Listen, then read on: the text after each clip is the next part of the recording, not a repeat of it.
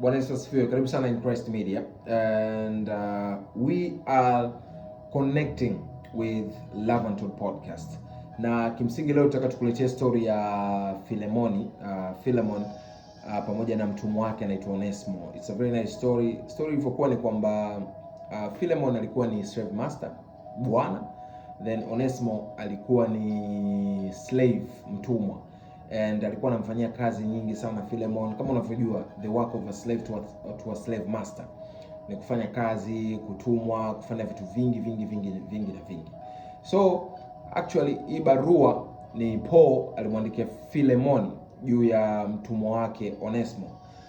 So nini alichokifanya Onesmo? Onesmo alitorosha mali kutoka kwa Philemon, akakimbia kutoka Colossae mpaka Rome, na alichukua mali kwa manake alichukua mali kwa slave master.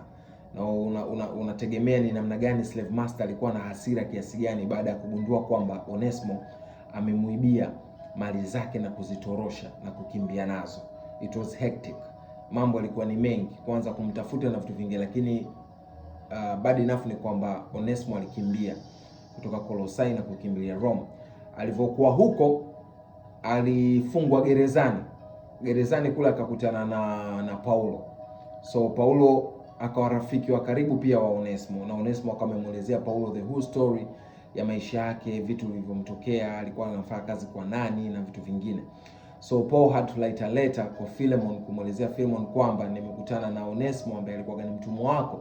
Na Paul kimsingi alikuwa anamwombea msamaha Onesmo kwa Philemon, kumuomba kwamba amsamehe na ampokee si kama mtumwa, bali ampokee kama ndugu yake katika Kristo. So kitu kikubwa tunachojifunza, moja ni kwamba we are equal before Jesus Christ. Usimtreat vibaya mfanyakazi wako nyumbani, usimtreat vibaya msaidizi wako ofisini, usimtreat vibaya yule mtu ambaye ana report kwako wewe, kwa sababu wewe labda ni senior kwake. We are all equal before Christ. So Paul alikuwa anamsisitiza Philemon kwamba sisi sote ni wamoja katika Kristo, na kwamba tuishi kwa upendo, tupendane, tushikamane, tuendelee kuwa pamoja. Usimwekee kinyongo, pamoja na kwamba alikuibia, lakini he is a good guy, amekuwa akinisaidia sana mimi hapa gerezani. So nadhani pia wewe pia anaweza kuwa ni mtu wa muhimu sana kwako katika maisha yako ya kila siku, na utakapompokea usimpokee tena kama mtumwa, bali mpokee kama ndugu yako katika Kristo. So hii pia ni message kwa wewe ambaye unanitazama this time. Mpokee huyo ambaye wewe unadhani alikufanyia makosa ambayo hawezi kusameheka, msamehe, lakini usimpokee kama mkosaji. Mpokee kama ndugu yako katika Kristo. Maana the word of God inatufundisha kusamehe.